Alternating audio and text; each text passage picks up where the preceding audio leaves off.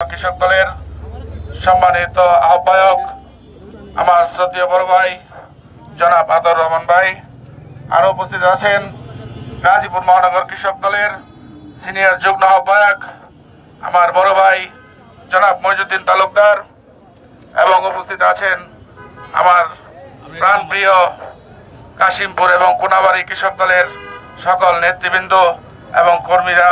সকলকে জানাই গাজীপুর মহানগর কৃষক দলের পক্ষ থেকে আন্তরিক শুভেচ্ছা ও ধন্যবাদ।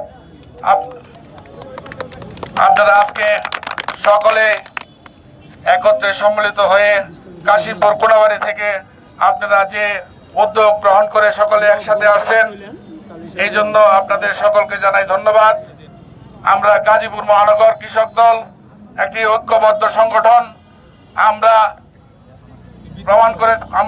প্রমাণ করতে পেরেছি গাজীপুর মহানগর বিভিন্ন অঙ্গ সংগঠনের চেয়ে আমাদের কৃষক দল দুর্বল নয়। আমাদের কৃষক দল একটি শক্তিশালী সংগঠন।